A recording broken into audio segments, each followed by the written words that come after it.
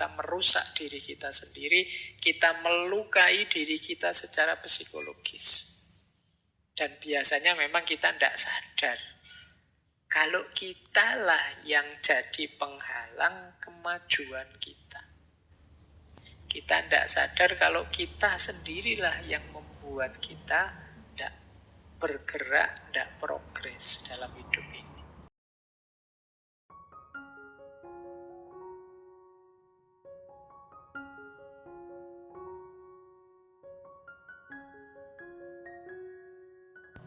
Assalamualaikum warahmatullahi wabarakatuh. Jumpa lagi di Kata Filsafat. Oke, saya lanjutkan. Ini membahas yang tadi. Buahnya self-hatred itu apa? Kebencian pada diri kita itu apa? Self-sabotage. Kita akhirnya mensabotase diri kita sendiri. Sabotase itu kan menghancurkan, merusak secara diam-diam, terselubung. Itu kan disabotase. Kita tidak sadar tiba-tiba ditikam dari belakang, itu istilahnya sabotase. Kita tidak sadar tiba-tiba dijatuhkan, dijegal dari belakang, namanya kita disabotase. Kali ini yang mensabotase kita siapa? Diri kita sendiri. Yang jegal kita siapa? Diri kita sendiri. Yang membuat tidak maju kita siapa? Diri kita sendiri. Ini namanya self-sabotage. Kita merusak diri kita sendiri, kita melukai diri kita secara psikologis. Dan biasanya memang kita tidak sadar kalau kitalah yang jadi penghalang kemajuan kita. Kita tidak sadar kalau kita sendirilah yang membuat kita tidak bergerak, tidak progres dalam hidup ini. Ini namanya kita mensabotase diri kita sendiri. Penjahatnya ternyata kita sendiri. Nah, ini yang penting kita pahami. Cirinya apa self-sabotage itu? Coba kita cek ya. Ini saya ambil dari salah satu sumber. Ini kenapa disebut sabotase? Karena kita tidak sadar. Yang pertama, lupa.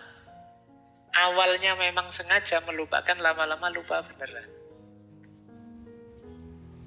Kok minggu lalu tidak masuk, Mas? Lupa, Pak, saya kalau ada kuliah. Awalnya memang males kuliah sih. Kalau ditanya alasannya lupa. Lama-lama ya lupa beneran. Jadi pura-pura lupa dan akhirnya lupa beneran. Itu diri kita di self-sabotage. Karena orang itu biasanya apalagi kalau berulang-ulang, itu dari semula tidak sengaja lama-lama jadi terbiasa. Loh, harusnya kan seperti yang kamu bilang. Minggu ini kamu mau lebih banyak ibadah, lebih banyak sholat malam. Saya pengen sholat malam tapi kok ya lupa ya. Puasa Senin Kemis sudah saya niati, lupa saya makan. Ya memang gak terlalu mantep niati. Nah, lupa itu bagian dari ciri self-sabotage.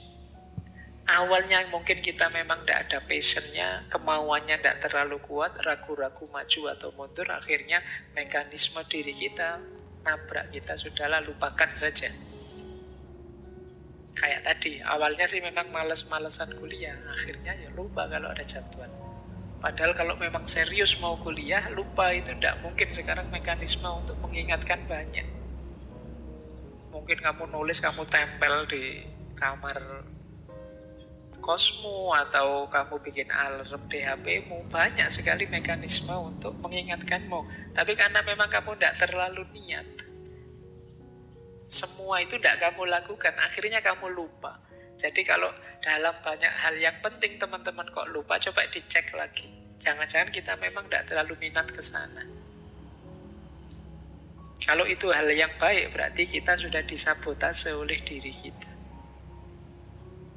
Karena kitanya sendiri memang tidak serius. Yang kedua, mirip dengan lupa, terlambat. Ya kalau tadi, kenapa tidak kuliah lupa Pak? Kalau ini Kok nggak ngumpul tugas kemarin? Terlambat saya Pak nyusunnya. Itu terlambat. Ada apa-apa terlambat. Atau menunda-nunda. Jadi tugas ini ditunda, tugas itu ditunda. Mau bikin tulisan nanti dulu baca-baca dulu. Begitu buka HP baca-baca, nanti dulu buka Instagram, buka TikTok dulu. Begitu buka TikTok nggak bisa selesai sudah. Kan buka TikTok itu kan nggak pernah sekali kan, terus scroll lagi itu bisa jam-jaman kamu di situ. Akhirnya terlambat, akhirnya banyak hal tertunda-tunda. Itu self sabotage. Tugasmu terus tidak jalan. Jadi coba perhatikan yang selalu sering merasa lupa, merasa terlambat, banyak hal dia tunda-tunda. Kemungkinan dia sedang disabotase oleh dirinya sendiri. 3 hal ini kan sering membuat kita tidak sukses, tidak berhasil mewujudkan cita-cita dan keinginan kita. Yang keempat, mulainya oke, tapi terus tidak selesai-selesai. Ini di antara ciri self-sabotage. Begitu diajak jalan, ayo oke. Bikin tulisan, ayo oke. Begitu nulis dapat 2 kalimat, lanjutannya besok saja ya. Terus besok, nanti dulu nyari bahan dulu, oke. Akhirnya tidak selesai-selesai. Seminar tahun 2021 munculnya 2023. Kok kamu lama hilangnya? Nyari inspirasi Pak. Kalau inspirasi 2 tahun. Ya, siap memulai tapi tidak selesai-selesai. Kan yang membuat tidak selesai itu diri kita dengan segala argumentasinya. Ini namanya kita di self-sabotage. Kita disabotase oleh diri kita sendiri. Atau muncul di pikiran kita bahwa saya tidak mampu ini menyelesaikan. Tidak sanggup saya. Belum dicoba sudah tidak sanggup duluan. Ini juga ciri self-sabotage. Jadi mensabotase diri, akhirnya kita tidak jalan. Atau berhenti tanpa alasan rasional. Kok tidak jalan? Tidak tahu Pak ya. Saya nunggu mood dulu. Saya itu orangnya tergantung mood Pak. Itu kan biasanya ya alasan males saja. Tapi kamu pakai argumen tergantung mood. Nunggu moodnya Pak. Kalau saya tidak mood itu tidak jalan Pak. Kalau saya sudah mood Pak, sehari bisa dapat 1 bab. Lah kamu kapan pernah sehari 1 bab? Belum pernah Pak. Wong tidak muncul-muncul moodnya. Kan tadi saya bilang nunggu mood Pak. Dan moodnya tidak muncul-muncul. Ya bolak-balik mood saya ini ya orang. Ini namanya self-sabotage. Kamu disabotase oleh dirimu sendiri. Kenapa begitu? Kamu tidak percaya diri. Kamu tidak mantap dengan dirimu. Yo, akhirnya kamu dibajak oleh dirimu sendiri. Nah, coba perhatikan kalimat-kalimat itu. Itu bagian dari kesadaran diri yang negatif. Aku tidak mampu, aku tidak layak sukses, aku tidak bisa melakukan itu, aku tidak pantas mendapatkan itu. Kalau aku coba, mesti aku gagal.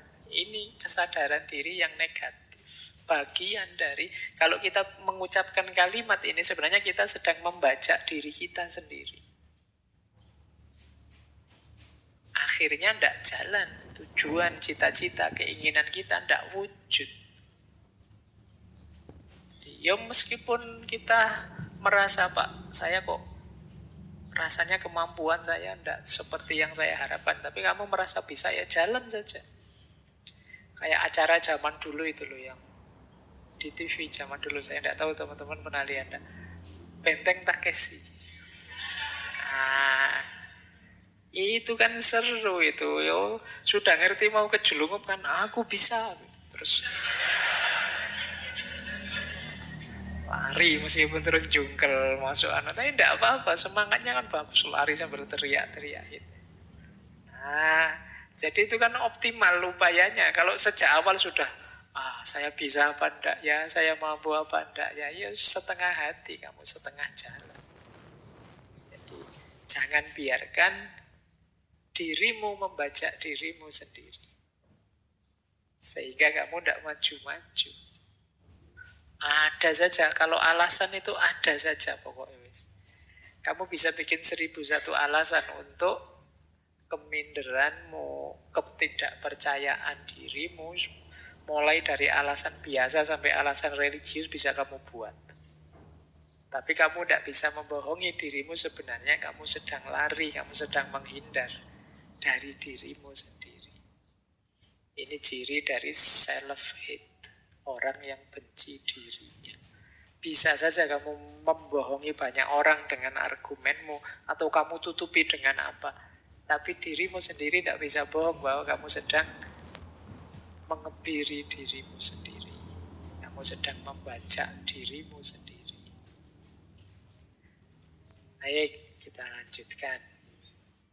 Nah, ini loh kehancuran yang dihasilkan dari self-sabotage tadi. Pembajaan diri tadi. Jadi, orang yang berpikirnya negatif, ya nanti hidupnya pasti negatif. Ketika gaya hidupnya negatif, ya dia tidak mampu mencapai tujuan hidupnya. Banyak target-target tidak jalan. Ketika target-target tidak jalan, dia merasa jatuh namanya, rusak reputasinya. Dia merasa kecil, merasa tidak bernilai.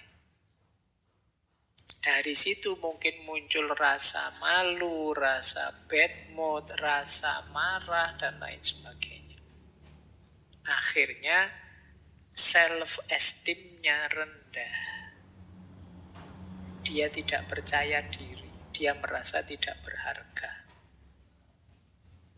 Jadi berpikir yang negatif tentang dirinya, akhirnya tidak sukses. Ketika tidak sukses, dia merasa tidak berharga. Dari rasa tidak berharga itulah dia terus malu, dia terus bad mood, dia terus marah-marah, dan lain sebagainya. Dan puncaknya merasa bersalah, stres, depresi, frustasi. Jadi yang rusak akhirnya diri kita sendiri. Jadi ini rute kebencian terhadap diri itu ya efeknya besar. Maka teman-teman ya tadi sih sebenarnya cuma sederhana. Misalnya menunda-nunda saja, males-malesan saja, melupakan ini, melupakan itu, atau merasa tidak mampu dan lain sebagainya. Tapi efeknya ternyata besar untuk konstruksi hidup kita. Kan tadi bahkan sampai depresi, frustasi puncaknya. Mungkin yang level tidak terlalu dalam bisa rasa malu. Atau seandainya tidak malu bad mood, atau jadi agresif. Kerjaannya marah-marah, terus sensitif. Temennya ngomong apa, dia tanggapannya apa. Ada temennya senyum atau temennya ketawa tentang apa, dia itu mesti menertawakan aku itu. Mesti menertawakan kegagalanku itu. Ada temennya ngobrol berdua, itu mesti ghibah itu ngomong aku itu mesti. Kamu sensitif. Dosennya ngajar di depan kelas, ini dosen kok lihat aku terus, mungkin nganggap aku bodoh apa gimana sih. Kamu jadi sensi. Jadi maka yuk kita hati-hati ya, jangan sampai kita membajak diri kita sendiri. Terima kasih sudah menonton sampai habis. Semoga bermanfaat. Assalamualaikum warahmatullahi wabarakatuh.